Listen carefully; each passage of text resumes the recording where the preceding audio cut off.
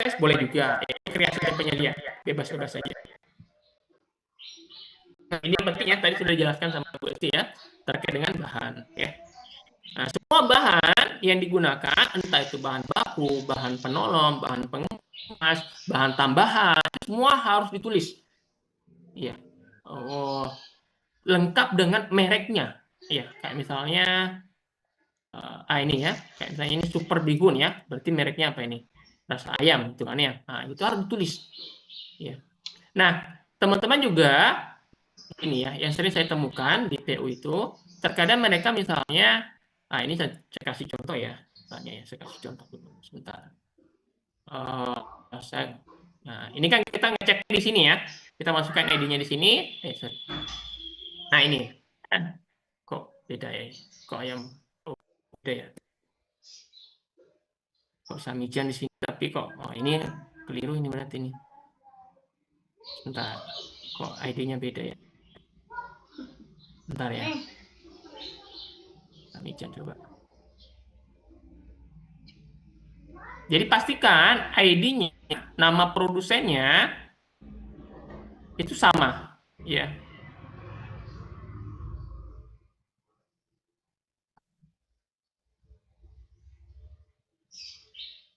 Mana di ayamnya? Nggak ada ya. Oke, atau saya ganti lah ya. Ini deh, diganti deh misalnya. Ini kok beda ya? Saya salah contoh berarti. Nah ini berarti pastikan bahwa ID-nya sama antara dengan produsennya. Produsennya ini keliru berarti ya. Ini produsennya kan berarti keliru nih ya.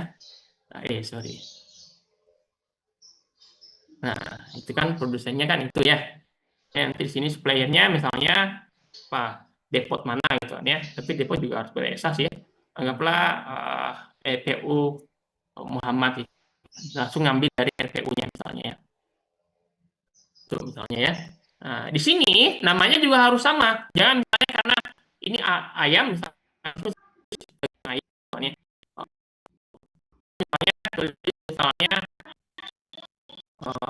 misalnya ya, ayam. Padahal di sini adanya adalah ayam potong utuh itu kan ya.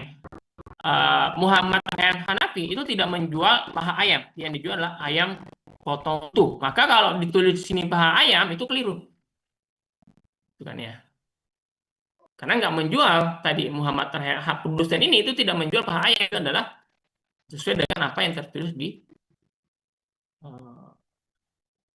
data ya, di data dari BPJPH ya. Meskipun nanti kalau teman-teman bikin by system itu sudah otomatis ya. Jadi kalau teman-teman masukkan ini, ya, nama yang tertulis di tabel itu juga sudah otomatis ya. Tapi kalau teman-teman bikin manual, maka pastikan data itu di sini itu sesuai dengan apa yang tertera di BPJPH, di sistem BPJPH ya. Jadi jangan di sini, misalnya ini ayam potong, tapi teman-teman tulis ini paha ayam, karena yang dipakai hanya paha ayam misalnya, itu nggak boleh kayak gitu ya. Harus sesuai ya, untuk memastikan bahwa produk yang digunakan benar-benar berasal dari produsen gitu ya. Oke, kemudian ini ikan gurame, nanti dia positif list ya, karena kan ini ikan gitu ya.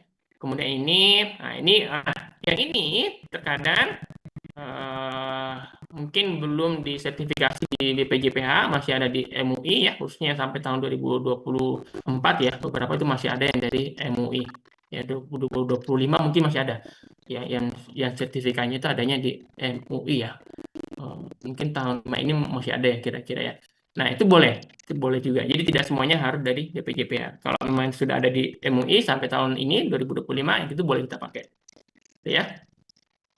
Kemudian ya, termasuk bahan-bahan penolong yang lain kayak misalnya air ya. Maka nanti kalau pakai air sumur misalnya ya maka nanti ditulis air sumur itu kan positifis ya, tapi air sumur yang tanpa filtrasi ya. Nanti ditulis air sumur tanpa filtrasi. Karena kalau sudah pakai air sumur tapi dia pakai filter ya, entah filter karbon atau filter yang lain gitu kan ya, maka itu sudah kritis ya, karena airnya sebagai bahan yang positifis dia singgungan atau bersentuhan dengan bahan selain air, yaitu adalah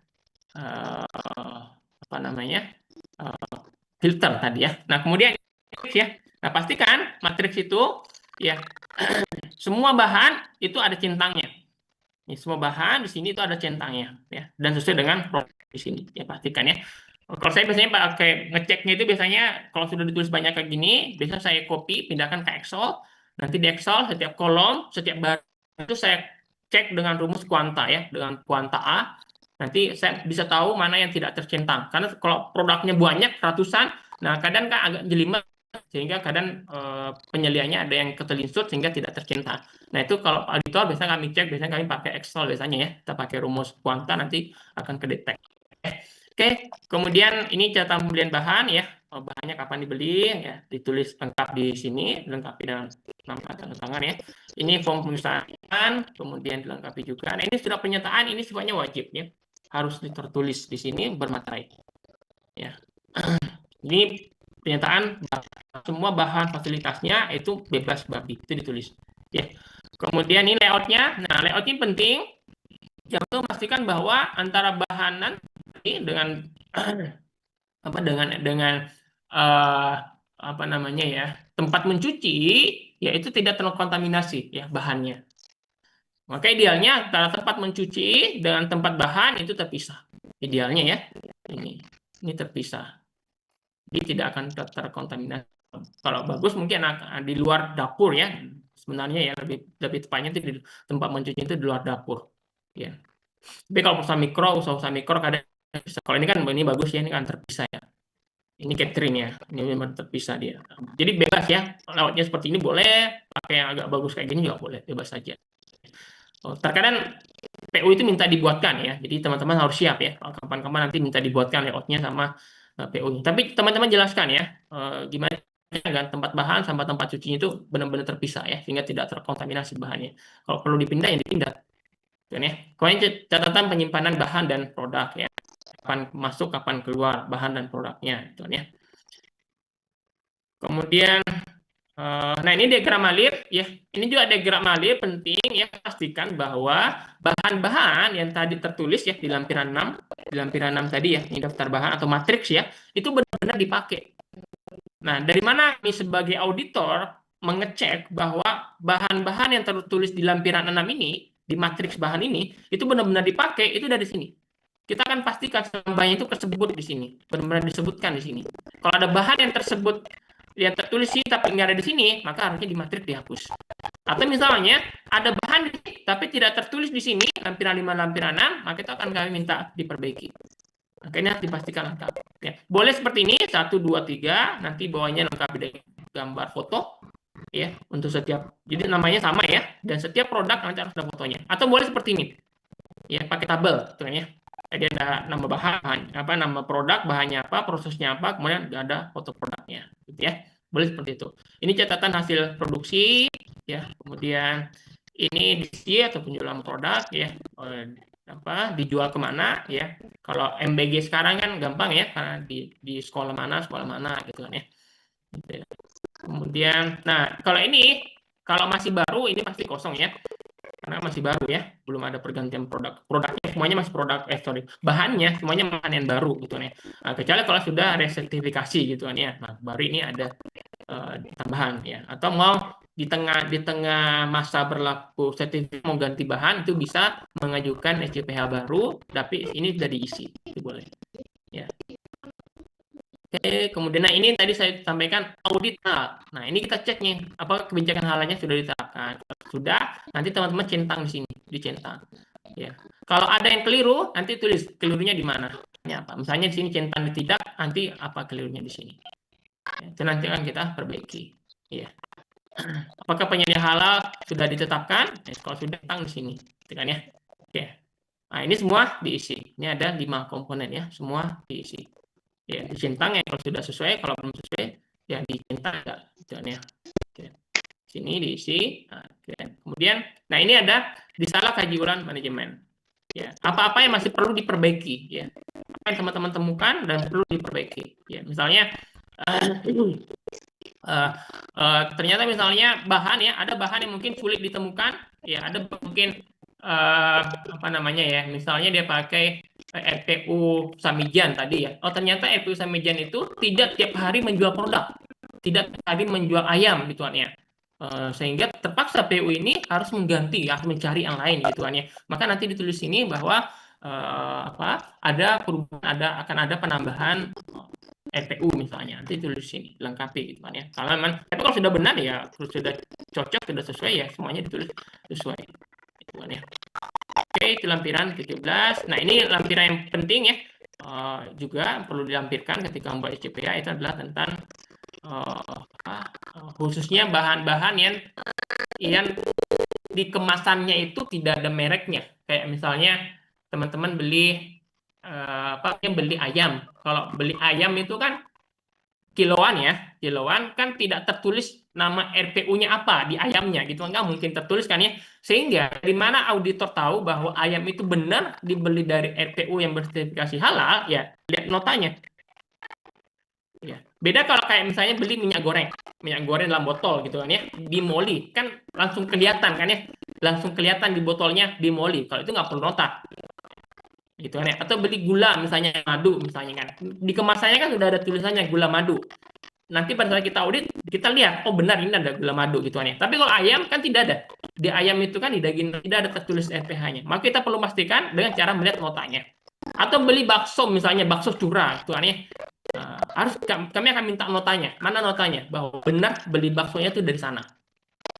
Gitu ya. Itu penting ya, bahan-bahan yang perlu nota ya. Kalau kayak bahan-bahan tadi yang misalnya sudah ada labelnya ya nota karena bisa dicek dari situ ya. Kemudian hasil uji lab jika memang ada kadar alkoholnya ya, atau sertifikat halal selain BPJPH atau MUI, ya mungkin produk dari luar negeri itu dilampirkan sertifikat halalnya dan bahan pendukung yang lainnya. Ya, kira itu ya, pas jam 4 teman-teman semua membahas secara keseluruhan ya, dari awal komitmen dan tanggung jawab sampai pemantauan evaluasi untuk pembuatan SCPH ya. Saya harap teman-teman semua bisa paham ya proses pembuatan SCPH ini, sehingga nanti ketika teman-teman terjun atau sudah dapat sudah deal dengan PU, teman-teman bisa membuat SCPH yang benar-benar lengkap dan membantu dan memudahkan pelaku usaha. Kira itu Mbak Fasa, saya kembalikan. Terima kasih Pak Sudarlin.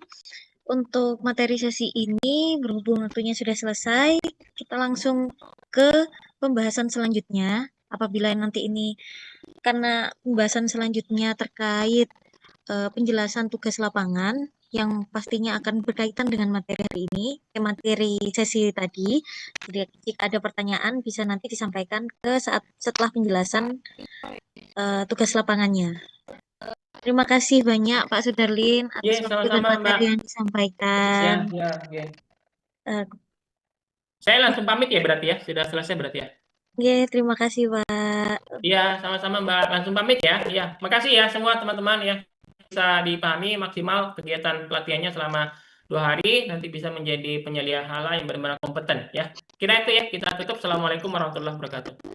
Waalaikumsalam warahmatullahi Oke, wabarakatuh. pamit ya Mbak ya. Assalamualaikum. Terima kasih. Waalaikumsalam. Lalu mengingatkan juga untuk teman-teman sebelum sesi terakhir ini berakhir, mohon untuk segera mengisi daftar hadir karena setelah sesi ini selesai, daftar hadir dari pertama akan ditutup. Untuk selanjutnya akan ada penjelasan terkait tugas lapangan. Jadi setelah pelatihan ini akan ada tugas lapangan yang diberikan untuk teman-teman yang akan disampaikan oleh Bu Esti kembali. Bu Esti sudah bergabung. Pada Bu Esti, dipersilakan. Oke. Baik, terima kasih Mbak Faza. Assalamualaikum warahmatullahi wabarakatuh. Ya, baik teman-teman, untuk penjelasan ini kayaknya akan cepat, paling lama 10-15 menit ya, karena saya hanya menjelaskan teknis untuk tugas lapangan. Jadi memang di kurikulum untuk pelatihan penyelia halal itu ada penugasan gitu ya, ada praktek. Jadi kurikulumnya itu nggak cuma teori, tapi juga praktek. Dan kurikulum ini yang memberikan adalah dari BPJPH. Jadi supaya pelatihan kita ini dilakukan sesuai dengan kurikulum yang sudah diberikan oleh BPJPH. Ya. Nah, baik, untuk tugas praktek ini saya izin share screen dulu.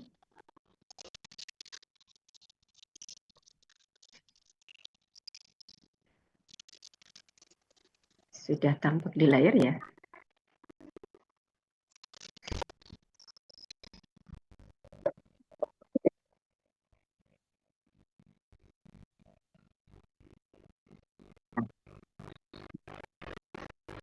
Baik, ini untuk dokumen persyaratan sertifikasi halal reguler itu salah satunya adalah lampiran SJPH ya.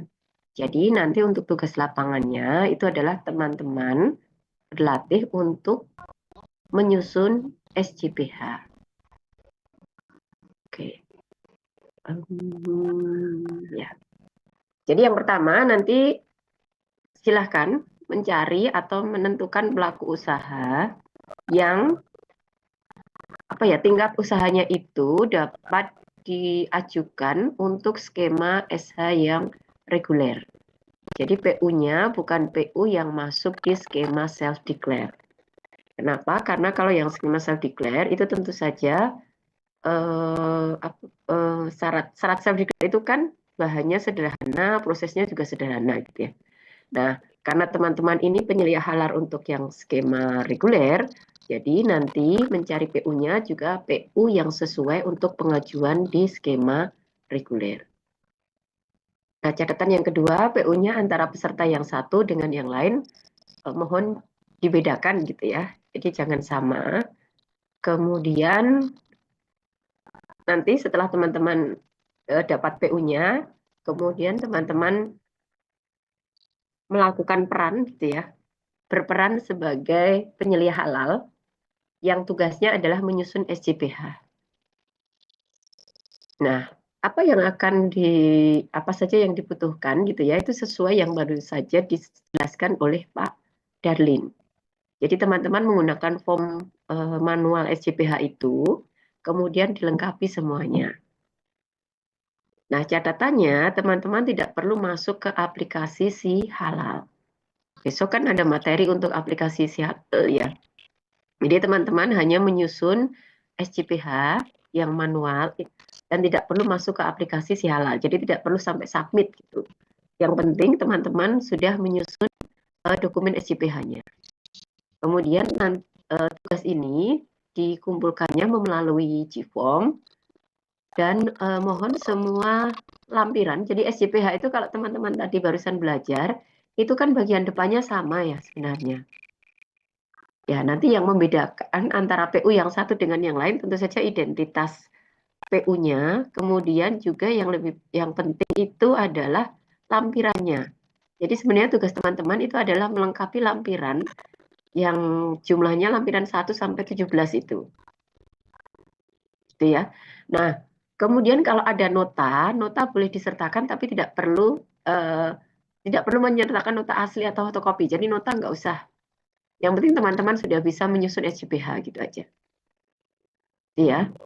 Nah, kemudian dikumpulkannya paling lambat minggu 2 minggu dari sekarang. Jadi waktunya 2 minggu dari sekarang untuk pengumpulan dokumen SJPH ini.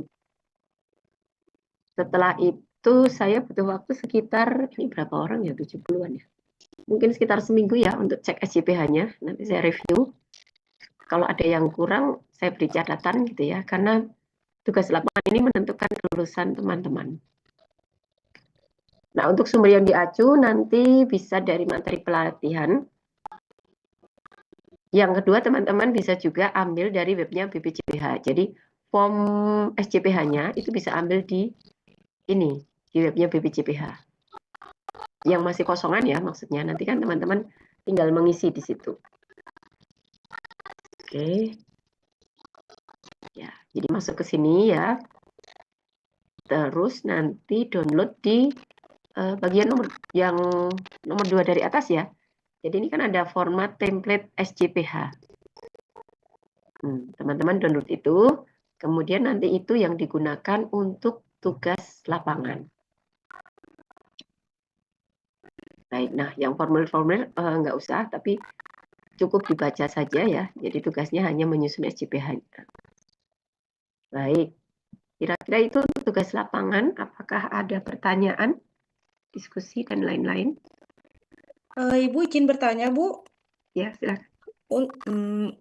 Sebelumnya saya izin bertanya untuk tadi tugas penugasannya, Bu, di klausel nomor 1, yaitu mencari teman-teman pelaku usaha untuk pengajuan skema reguler, bukan PU yang masuk skema self-declare. Nah, saya masih belum masih belum tegak untuk membedakan antara skema reguler dan juga skema self declare. Di sini tuh contoh realnya Bu, misalnya nih Bu, tetangga saya memiliki usaha, tapi usaha rumahan, tapi dia sudah banyak produknya, produk makanan. Nah, itu apakah bisa dipakai atau tidak? Jumlah produknya berapa? Jumlah produknya PMP ya. Eh PMP T1, tapi PMP-nya tuh mengerucut lagi banyak ininya. Jadi itu masuk nggak Bu? Karena begini, self declare itu di aturan yang baru sekarang bisa Ya. sampai 30 produk. Tidak sampai 30 produk. Bisa sampai 30 produk. Bisa sampai 30 Yang produk. self declare. Oke, berarti kalau reguler Artinya, lebih dari kalau 30 produk. yes, betul. Wah, cari. Satu itu, atau yang kedua, teman-teman bisa cek. Jadi kalau warung makan, warung makan yang agak gede gitu kan menunya pasti akan lebih dari 30. 30 itu nasi putih dihitung ya. Nasi putih, es teh, es jeruk itu dihitung satu-satu. Jadi itu kan 30 itu sebenarnya yo kayak kalau kita pesen nasi rames itu aja. Itu kan sayurnya sudah berapa macam? 2. Lauknya misalnya 2 macam. Nasi putihnya dihitung sendiri. Udah 5 kan itu. Kemudian minumnya misalnya es teh, teh anget, jeruk anget, es jeruk. Itu sudah 4. Jadi yang disebut dengan produk itu per menu gitu ya. Kebayang nggak ya? Berarti klausulnya pertama adalah dia produknya lebih dari 30 jenis produk yang tadi, walaupun es atau cemilannya semuanya itu ada termasuk ya Bu. Terus yang berarti kedua, kita mencari pelaku usaha tersebut itu tuh untuk harus misalnya oke lah tempat makan nih, mungkin berkenan warung makanan gitu ya Bu ya. Tapi mereka juga, oh saya nggak yakin mau halal atau enggak, tapi kita mau coba Bu, biar biar lebih meyakinkan gitu misalnya. Ya kan hanya sebagai tugas ya Bu. Apakah itu nanti boleh gitu? Iya, ini hanya sebagai tugas. Jadi bukan terus menjanjikan ke PU-nya untuk diajukan sertifikatnya enggak.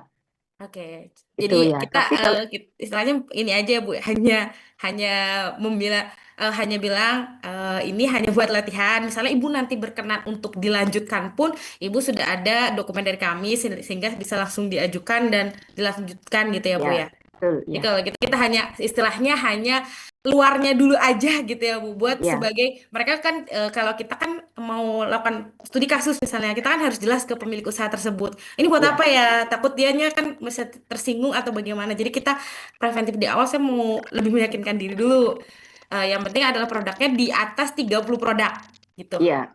Nah, mau sayur apa, sayur beda sayur pun itu termasuk ya Bu ya. Iya, Nah, itu terus termasuk walaupun ya. kondisi lapangannya pun nanti ternyata tempat masaknya dia masih bercampur dengan rumah tangganya yang mana itu tidak bersih atau terlihat oh ini kok masih kotor atau gimana, itu ya Enggak kita apa-apa. tulis apa adanya realita Ya, gitu ya Bu ya. enggak apa-apa.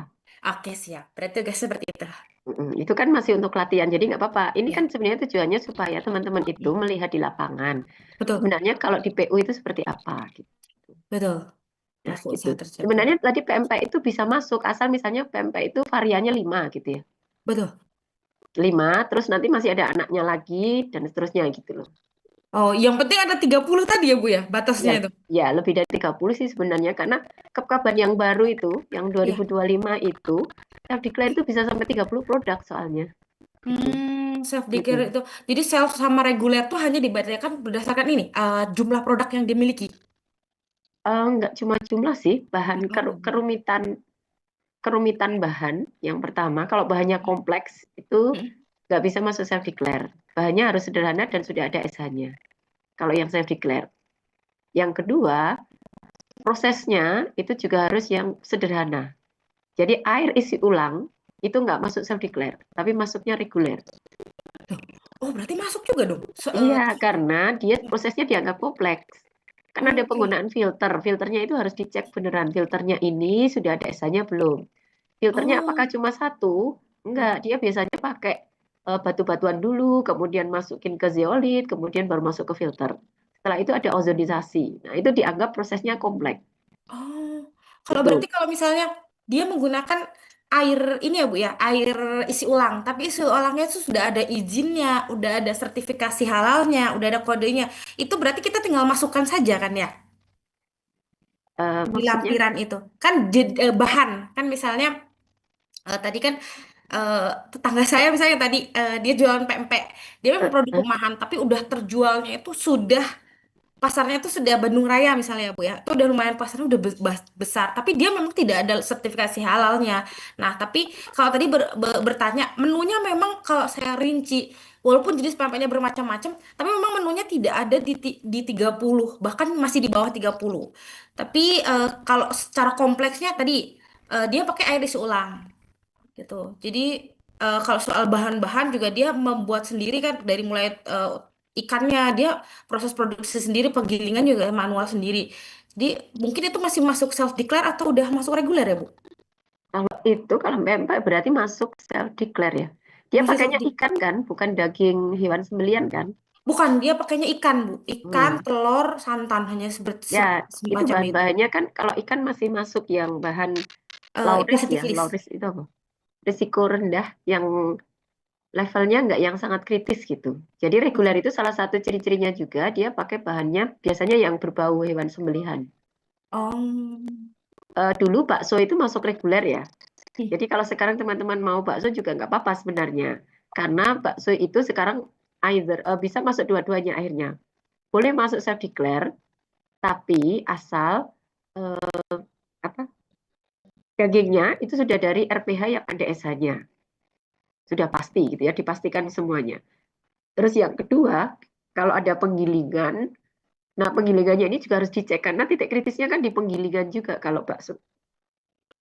Itu. Nah, itu salah satu contoh. Terus jasa penggilingan daging, itu meskipun kayaknya cuma giling daging, itu nggak bisa kalau pakai yang self declare. Itu harus yang reguler. Karena dia masuk kategorinya adalah hewan sembelihan dan turunannya. Gitu. Ya, nanti mungkin saya sertakan juga di materi ya, KEP-KAPAN yang baru yang 2025. Jadi KEP-KAPAN yang baru itu membatasi produk-produk apa saja yang masuk di skema self declare. Artinya kalau di luar itu berarti dia masuknya sudah langsung yang reguler.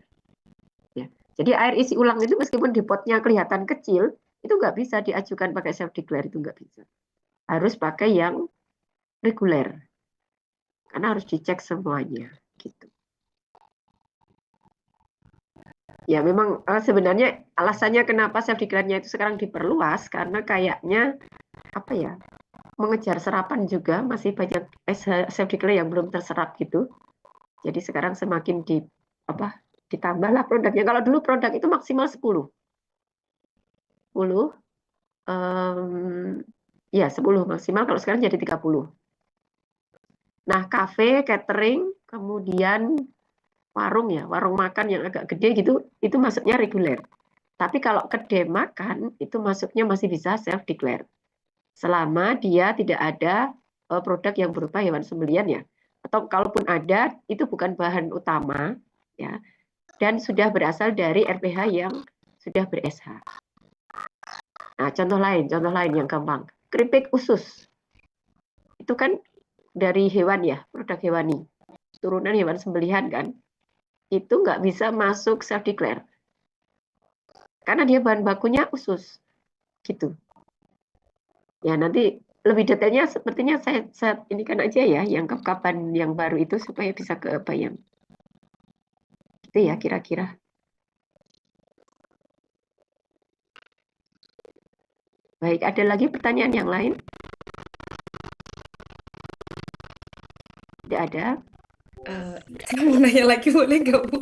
Oke, boleh.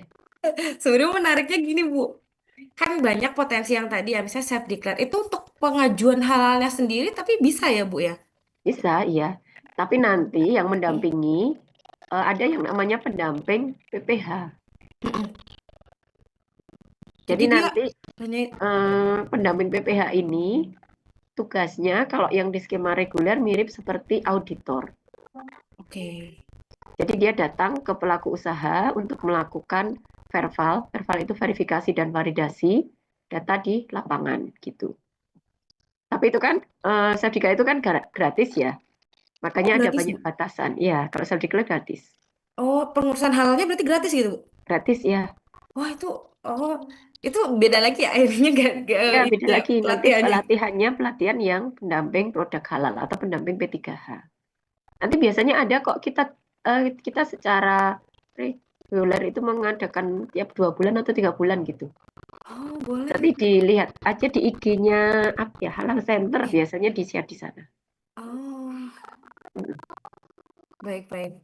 Ya sebenarnya sebenarnya banyak sih masyarakat di sini tuh yang sayang sekali ya. Dia dia udah ini tapi kalau misalnya saya pikir juga saya bisa bantu kayak gitu. Oh, ternyata yang ini reguler, yang itu saya pikir tuh beda lagi ya. Oh, Ya, oke. beda lagi. Terima kasih. Oke, sama-sama. Baik, teman-teman yang lain kayaknya sudah cukup jelas ya. Ini sebagian juga sudah ikut pelatihan pendamping, jadi sudah aman lah saya kira bedanya yang Selfdika sama yang reguler. Oke, kalau tidak ada pertanyaan, itu saja dari saya ya. Oh ya, ini apa? Mumpung saya ingat, besok untuk agenda postesnya itu kita tuker ya, kita tuker jadwal. Jadi karena Bu Oti itu nggak bisa di jam, saya lupa, sebentar saya sambil buka jadwalnya. Jadi kita sambil nunggu Bu Oti, besok kita postes dulu aja. Karena Bu Oti materinya kan digitalisasi, jadi nggak apa-apa. Materi postesnya kan sudah tercover dari materi sebelumnya. Bentar, nanti saya umumkan juga di grup untuk reminder, tapi saya sampaikan dulu, mumpung ingat. Ya, ini ya, jadi jam 10 sampai jam 11 itu kan harusnya materinya Bu Oti. Tapi Bu Oti itu besok masih dalam perjalanan. Ya, jadi baru akan standby di tempat itu sekitar jam 10.30. Nah, supaya waktunya efektif gitu ya, nggak molor, kita tetap selesai sebelum jam 12 gitu. Jadi besok kita tuker, jam 10 kita postes dulu sampai jam setengah 11. Kemudian setengah 11 sampai setengah 12 nanti dari terakhir dari Bukotik itu terkait dengan pendaftaran sertifikasi halal melalui Si Halal. Ya, kalau ini kan bicara sistem, jadi nggak masalah kita melakukan postes lebih dulu. Gitu ya teman-teman, silahkan dipersiapkan sebaik-baiknya untuk postesnya. Waktunya 30 menit, soalnya juga nggak banyak. Sekitar 20 ya Mbak Faza ya, soalnya ya. Nih, 20, Bu. Ya. Baik, itu saja dari saya. Terima kasih semuanya. Insya Allah besok pagi ketemu lagi. Kita mulai jam 7 ya, seperti biasa. Narasumbernya insya Allah sudah siap juga. Teman-teman mohon bisa standby seperti tadi pagi. Jadi on time kita mulai. Dari saya kurang lebihnya mohon maaf. Saya akhiri. Terima kasih. Assalamualaikum warahmatullahi wabarakatuh. Waalaikumsalam. Waalaikumsalam warahmatullahi wabarakatuh. Terima kasih, Waalaikumsalam Bu. warahmatullahi wabarakatuh. Terima kasih, Bu. Penjelasan materi tentang tugas lapangannya. Untuk menjawab Mbak Puspa, untuk materi hari ini, iya nanti akan diberikan, nanti akan dikasih link berupa materi-materi yang disampaikan di hari ini ketika udah selesai. Sekiranya sudah cukup pertemuan hari ini. Alhamdulillahirrahmanirrahim. Mari kita sama-sama membaca hamdalah dan berdoa untuk mengakhiri acara hari ini. Berdoa disilakan.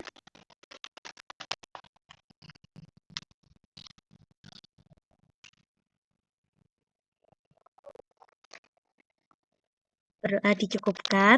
Terima kasih banyak atas partisipasi teman-teman peserta. Terima kasih juga untuk semangatnya dan keaktifannya. Dimohon juga besok di jam 7 untuk gabung lagi, ketemu lagi di sesi selanjutnya.